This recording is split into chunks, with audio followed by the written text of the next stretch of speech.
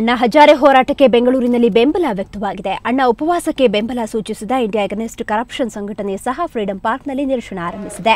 ಹಿರಿಯ ಸ್ವಾತಂತ್ರ್ಯ ಹೋರಾಟಗಾರ ಎಚ್.ಎಸ್. ದೊರೆಸ್ವಾಮಿ ನೇತೃತ್ವದಲ್ಲಿ ನೂರಾರು ಮಂದಿ ಕಾರ್ಯಕರ್ತರು ನಿರಶನದಲ್ಲಿ ಪಾಲ್ಗೊಂಡಿದ್ದಾರೆ.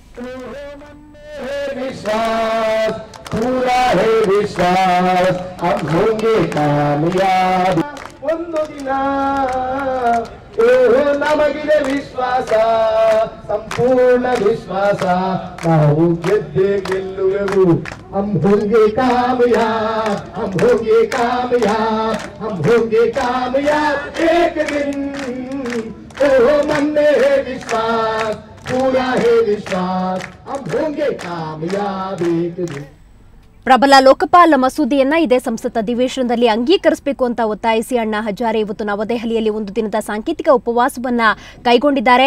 ಬನ್ನಿ ಈ ಕುರಿತಂತೆ ಹೆಚ್ಚಿನ ಮಾಹಿತಿಯನ್ನು ಪಡೆಯೋಣ. ನಮ್ಮ ಪ್ರತಿನಿಧಿ ದೆಹಲಿ ಪ್ರತಿನಿಧಿ ಪ್ರಶಾಂತ್ ನಾಥ್ ನಮ್ಮ ಜೊತೆ ನೇರ ಸಂಪರ್ಕದಲ್ಲಿರ್ತಾರೆ. ಅದರ ಜೊತೆಗೆ ಇಡೀ ದೇಶದಾದ್ಯಂತ ಸಂಚಲನ ಮೂಡಿಸಿದೆ ಈ ಒಂದು ಉಪವಾಸ ಸತ್ಯಾಗ್ರಹ. ಅಂತೆಯೇ ಬೆಂಗಳೂರಿನಲ್ಲೂ ಕೂಡ ಸಾಕಷ್ಟು ಬೆಂಬಲ ವ್ಯಕ್ತವಾಗಿದೆ. ಈ ಕುರಿತಂತೆ ಹೆಚ್ಚಿನ ಮಾಹಿತಿಯನ್ನು ನೀಡಲಿಕ್ಕೆ ನಮ್ಮ ಪ್ರತಿನಿಧಿ ಮಸೂದ್ ಕೂಡ ಬೆಂಗಳೂರಿನ ಫ್ರೀಡಂ ಪಾರ್ಕ್ ಮೈದಾನದಿಂದ ರೆಡಿಯಾಗಿದ್ದಾರೆ. ಮೊದಲು ನಾವು ದೆಹಲಿಗೆ ತೆರಳೋಣ.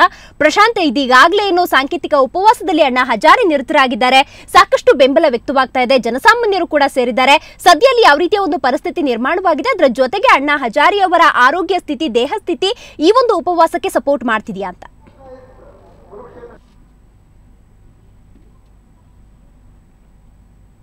ಇವತ್ತು ಕೇವಲ ಒಂದು ದಿನದ ಸಾಂಕೇತಿಕ ಉಪವಾಸ ಸತ್ಯಾಗ್ರಹ. ಹಾಗಾಗಿ ಅಣ್ಣಾ ಹಜಾರೆ ಆರೋಗ್ಯ ಪರಿಸ್ಥಿತಿ ಬಗ್ಗೆ ಯಾವುದೇ ರೀತಿಯಾಗಿರ್ತಕ್ಕಂಥ ಚಿಂತೆ ಇವತ್ತು ಇಲ್ಲ ಅಂತಕ್ಕಂಥದ್ದನ್ನು ಸ್ಪಷ್ಟವಾಗಿ ಹೇಳ್ಬೋದು. ಬೆಳಿಗ್ಗೆ 10 ಗಂಟೆಯಿಂದ ಸಾಯಂಕಾಲ 5 ಗಂಟೆವರೆಗೆ ಅಣ್ಣಾ ಹಜಾರೆ ಈ ಜಂತರ್ ಮಂತರ್ನಲ್ಲಿ ಉಪವಾಸ ಸತ್ಯಾಗ್ರಹಕ್ಕೆ ಕೂತಿದ್ದಾರೆ. ಸಾಕಷ್ಟು ಜನ ಈ ಒಂದು ಸಾಂಕೇತಿಕ ಉಪವಾಸ ಸತ್ಯಾಗ್ರಹಕ್ಕೆ ಬೆಂಬಲ ಸೂಚಿಸಿ ಜಂತರ್ ಮಂತರ್ಗೆ ಬರ್ತಾ ಇದ್ದಾರೆ. ಪ್ರಮುಖವಾಗಿ ಅಣ್ಣಾ ಹಜಾರೆ ಅವರ ಈ ಒಂದು ಸತ್ಯಾಗ್ರಹಕ್ಕೆ ಬೆಂಬಲ ಸೂಚಿಸಲು ರಾಜಕೀಯ ನಾಯಕರು ಕೂಡ ಜಂತರ್ ಮಂತರ್ನ ಈ ಸತ್ಯಾಗ್ರಹಕ್ಕೆ ಸ್ಥಳಕ್ಕೆ ಬರ್ತಾ ಇದ್ದಾರೆ. ಪ್ರಮುಖವಾಗಿ ಯುಪಿಎನ ವಿರೋಧ ಪಕ್ಷಗಳು ಏನಿವೆ ಅದರಲ್ಲಿ ಬಿಜೆಪಿ ಮತ್ತು ಎಡಪಕ್ಷಗಳು ಅಣ್ಣಾ ಹಜಾರೆ ಜೊತೆಗೆ ಸರ್ಕಾರವನ್ನ ಇಕ್ಕಟ್ಟಿಗೆ ಸಿಲುಕಿಸಲು ಇಲ್ಲಿ ಬಂದಿವೆ ಅಂತಕ್ಕಂಥದ್ದು ಸ್ಪಷ್ಟ.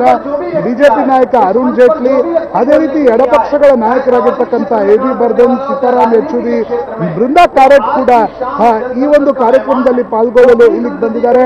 ಅಣ್ಣಾ ಹಜಾರೆ ಅವರ ಒಂದು ಸತ್ಯಾಗ್ರಹಕ್ಕೆ ಬೆಂಬಲ ಸೂಚಿಸತಕ್ಕಂಥದ್ದು ಒಂದು ರಾಜಕೀಯ ಪಕ್ಷಗಳ ತಂತ್ರಗಾರಿಕೆಯ ಭಾಗ ಅಂತಕ್ಕಂಥದ್ದು ಸ್ಪಷ್ಟ.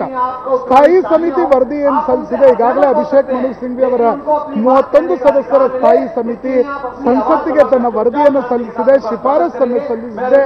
ಆ ಶಿಫಾರಸನ್ನು ಸಾರಾಸಗಟಾಗಿ ತಿರಸ್ಕರಿಸಬೇಕು ಅಂತಕ್ಕಂಥದ್ದು ಅಣ್ಣಾ ಹಜಾರೆ ಮಾಡ್ತಾ ಇರತಕ್ಕಂಥ ಒತ್ತಾಯ. ಯಾವುದೇ ಕಾರಣಕ್ಕೂ ಕೂಡ ಪ್ರಧಾನಮಂತ್ರಿಯವನ್ನ ಹೊರಗಿಟ್ಟು ಲೋಕಪಾಲನ ತರಲಿಕ್ಕೆ ಸಾಧ್ಯವಾಗಲ್ಲ. ಸಿ ಮತ್ತು ಡಿ ಗ್ರೂಪ್ ಲೋಕಪಾಲ್ ವ್ಯಾಪ್ತಿಯಿಂದ ಹೊರಗಿದ್ದರೆ. ಓಕೆ ಪ್ರಶಾಂತ್, ನಿಮ್ಮೆಲ್ಲ ಮಾಹಿತಿಗಾಗಿ ಧನ್ಯವಾದ. ಇನ್ನು ನಾವು ಬೆಂಗಳೂರಿನ ಫ್ರೀಡಂ ಪಾರ್ಕಿಗೆ ತೆರಳೋಣ. ಇಲ್ಲಿ ನಮ್ಮ ಪ್ರತಿನಿಧಿ ಮಸೂದ್ ಕೂಡ ರೆಡಿಯಾಗಿದ್ದಾರೆ. ಮಸೂದ್, ಇದೀಗಾಗಲೇ ಫ್ರೀಡಂ ಪಾರ್ಕ್ನಲ್ಲಿ ಸಾಕಷ್ಟು ಬೆಂಬಲದ ಮಾತುಗಳು, ಬೆಂಬಲ ವ್ಯಕ್ತಪಡಿಸುತ್ತಿದ್ದಾರೆ ಜನಸಾಮಾನ್ಯರು ಕೂಡ.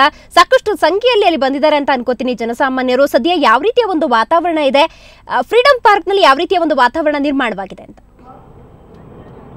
ದಿವ್ಯಾ, ಏನು ಇವತ್ತು ದೆಹಲಿಯ ಜಂತರ್ ಮಂತರ್ನಲ್ಲಿ ಅಣ್ಣಾ ಹಜಾರೆಯವರು ಒಂದು ದಿನದ ಮುಷ್ಕರವನ್ನು ಹಮ್ಮಿಕೊಂಡಿದ್ದಾರೆ. ಅದಕ್ಕೆ ಬೆಂಬಲವಾಗಿ ಬೆಂಗಳೂರಿನಲ್ಲೂ ಕೂಡ ಸಾಕಷ್ಟು ಜನ ಇಲ್ಲಿ ಸೇರಿದ್ದಾರೆ. ಐಎಸಿ ಕಾರ್ಯಕರ್ತರು, ಪ್ರಮುಖವಾಗಿ ಹಿರಿಯ ಸ್ವಾತಂತ್ರ್ಯ ಹೋರಾಟಗಾರ ಎಚ್.ಎಸ್. ದೊರೆಸ್ವಾಮಿ ಅವರ ನೇತೃತ್ವದಲ್ಲಿ ಇಲ್ಲಿ ಮುಷ್ಕರಕ್ಕೆ ಬೆಂಬಲ ಕೊಟ್ಟಿದ್ದಾರೆ. ಇಲ್ಲೂ ಕೂಡ ಫ್ರೀಡಂ ಪಾರ್ಕ್ನಲ್ಲಿ ಒಂದು ಬೃಹತ್ ವೇದಿಕೆ ಸಿದ್ಧ ಮಾಡಿ ಎಲ್ಲ ಜನರನ್ನ ಕರೆಸಿ ಇಲ್ಲಿ ಪ್ರತಿಭಟನೆಗೆ ಬೆಂಬಲ ಕೊಟ್ಟಿರುವಂಥದ್ದು.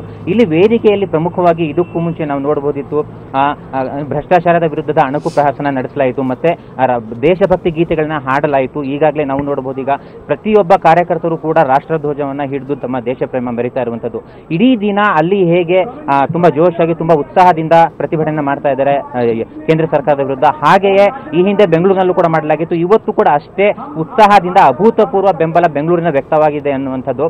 ಮತ್ತೆ ಇದ್ರ ಜೊತೆ ಹೆಚ್ಚಿನ ಮಾಹಿತಿ ಪಡೆಯೋದಕ್ಕೆ ನಮ್ಮ ಜೊತೆ ಇಲ್ಲಿನ ಕಾರ್ಯಕರ್ತರ ಇದ್ದಾರೆ. ಪ್ರಮುಖವಾಗಿ ಸರ್ ನಮಸ್ತೆ, ಬಹಳ ಬ್ರೀಫ್ ಆಗಿ ಹೇಳಿ, ಯಾವ ರೀತಿ ಇಡೀ ದಿನ ಪ್ರತಿಭಟನೆ ಮಾಡ್ತೀರಿ, ಯಾವ ರೀತಿ ಯಾವ ಸಂದೇಶವನ್ನ ಕೇಂದ್ರ ಸರ್ಕಾರಕ್ಕೆ ರವಾನೆ ಮಾಡಬೇಕು ಅಂತಿದ್ದೀರಾ? ಒಂದೇ ಒಂದು ಮಾತಲ್ಲಿ ಹೇಳ್ತಾ ಇದ್ದೀನಿ, ನೀಡಿ ಕೆಟ್ಟರೋ ನಿಜವಿಲ್ಲದೆ, ಮಾಡಿ ಕೆಟ್ಟರೋ ಮನವಿಲ್ಲದೆ. ಈ ಸರ್ಕಾರದವರು ನಮ್ಗೆ ಜನಲೋಕಪಾಲ್ ಬಿಲ್ ಕೊಡ್ತಾ ಇದ್ದಾರೆ, ಅದರಲ್ಲಿ ನಿಜಾಂಶನೂ ಇಲ್ಲ, ಸತ್ಯಾಂಶನೂ ಇಲ್ಲ, ಏನೂ ಇಲ್ಲ. ಇದು ಒಂದು ಹಲ್ಲಿಲ್ಲದ ಹುಲಿ ಹಂಗಿರುತ್ತೆ. ಅದಕ್ಕೆ ಶಕ್ತಿನೂ ಇರಲ್ಲ, ಯುಕ್ತಿನೂ ಇರಲ್ಲ, ಏನೂ ಇರಲ್ವಾ. ಪ್ರಭಾವವಾದ ಜನಲೋಕಪಾಲ್ ಬಿಲ್ ಬರಬೇಕು. ಈ ಬಿಲ್ನಲ್ಲಿ ಯಾರಾದರೂ ತಪ್ಪು ಮಾಡಿರಲಿ, ಅಕಸ್ಮಾತ್ ನಮ್ಮಲ್ಲಿ ಯಾರಾದರೂ ತಪ್ಪು ಮಾಡಿದ್ರು ನಾವು ಒಳಗೋಗ್ತೀವಿ. ಒಂದು ಬಿಲ್ಲು ಪ್ರಭಾವವಾದ ಬಿಲ್ ಬರಬೇಕು. ಈ ಸರ್ಕಾರವರು ಏನು ಬಿಲ್ ಕೊಡ್ತಾರೆ ಅದರಲ್ಲಿ ಶಕ್ತಿನೇ ಇಲ್ಲ. ನೀವೇನು ಹೇಳಲಿಕ್ಕೆ ಇಷ್ಟಪಡ್ತೀರಿ ಸರ್? ಇವತ್ತಿನ ದಿವಸ ಕೇಂದ್ರ ಸರ್ಕಾರ ಯಾವ ರೀತಿ ವರ್ತನೆ ಮಾಡ್ತಾ ಇದೆ ಅಂದರೆ, ಒಂದು ರೀತಿಯಲ್ಲಿ ಗೋಮುಖ ವ್ಯಾಘ್ರದ ರೀತಿ ವರ್ತನೆ ಮಾಡ್ತಾ ಇದೆ. ಈ ಹಿಂದೆ ಹೇಳಿದ್ದು ನಿಮ್ಮ ಮಸೂದೆಯಲ್ಲಿ ಏನೇನಿದೆ ಅದಕ್ಕೆಲ್ಲದಕ್ಕೂ ನಮ್ಮ ಅಂಗೀಕಾರ ಇದೆ ಅಂತ. ಆದರೆ ಈಗ ಹೇಳ್ತಾ ಇದೆ ಸಿ ಕ್ಲಾಸ್ ನೌಕರರನ್ನ ಸೇರಿಸಲ್ಲ, ಬಿ ಕ್ಲಾಸ್ ನೌಕರರನ್ನ ಸೇರಿಸಲ್ಲ, ಸಾಮಾನ್ಯ ಪ್ರಜೆಗಳನ್ನ ಬೇಕಾದ್ರೆ ಸೇರಿಸ್ಕೊಳ್ಳಿ, ಆದರೆ ಸಿ ಕ್ಲಾಸ್ ಬಿ ಕ್ಲಾಸ್ ನೌಕರರನ್ನ ಸೇರಿಸಲ್ಲ ಅನ್ನುವಂತಹ ಒಂದು ರೀತಿಲಿ ಕೇಂದ್ರ ಸರ್ಕಾರ ವರ್ತನೆ ಮಾಡ್ತಾ ಇದೆ. ಅವ್ರಿಗೆ ಒಂದು ನೆನಪಲ್ಲಿರಬೇಕಿತ್ತು, ಏನಂದ್ರೆ ಪ್ರಜೆಗಳಿಂದ ಸರ್ಕಾರವೇ ಹೊರತು ಸರ್ಕಾರದಿಂದ ಪ್ರಜೆಗಳಲ್ಲ. ಧನ್ಯವಾದ ಸರ್. ದಿವ್ಯಾ, ನೋಡಬಹುದು ಈಗಾಗಲೇ ಇಲ್ಲಿ ಸಾಕಷ್ಟು ನೂರಾರು ಜನ ಬಂದಿರುವಂಥದ್ದು, ಮಕ್ಕಳು, ವಯೋವೃದ್ಧರು, ವಿದ್ಯಾರ್ಥಿಗಳು ಮತ್ತೆ ವಯಸ್ಕರು ಎಲ್ಲರೂ ಬಂದಿದ್ದಾರೆ. ಇವರ ಜೊತೆ IAC ಕಾರ್ಯಕರ್ತರು ಅವರಲ್ಲಿ ಉತ್ಸಾಹ ತುಂಬಿ ಪ್ರತಿಭಟನೆಗೆ ಬೆಂಬಲ ಕೊಡ್ತಾ ಇದ್ದಾರೆ. ದಿವ್ಯಾ, ಓಕೆ ಮಸೂದ್, ನಿಮ್ಮೆಲ್ಲ ಮಾಹಿತಿಗಾಗಿ ಧನ್ಯವಾದ.